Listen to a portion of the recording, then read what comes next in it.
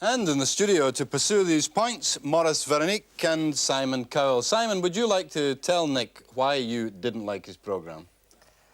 Yeah, the reason we actually wrote in on the night itself is that we'd come in from going out and we switched on the TV. And first of all, we actually thought the thing was a joke. It was so bad. And as we began to go through the show, we realised that these people were actually being serious. And it was, as the guy who wrote in said, it was like listening to a lot of left-wing lunatics half the time. If you're going to talk about sex, you might as well make it at least informative and at least interesting.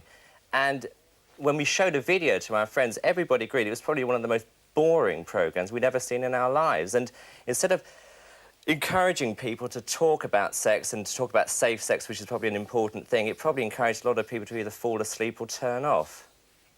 Nick? Our opinion basically was it was like a lot of university intellectuals sitting down together. They weren't actually trying to make a point. There was only one person from a British university. Well, no, I was saying they were like a bunch of university intellectuals, and it was almost. Instantly, the aim of the the point I was trying to make across was they were sitting there, all very, very happy, sounding off their own views. Nobody was saying to them, giving them any direction at all. They were letting them ramble.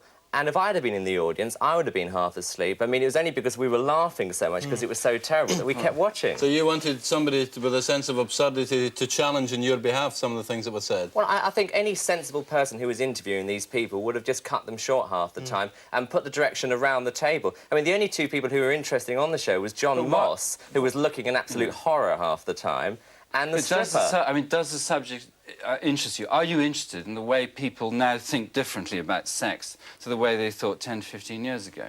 Well, I think times have changed recently, as I said before, with AIDS, and I think the most important thing you ought to be thinking of as a producer when you're having a sex programme is trying to get young people to think sensibly about sex and not let on a bunch of boring people ramble on. We're going to discourage young people watching.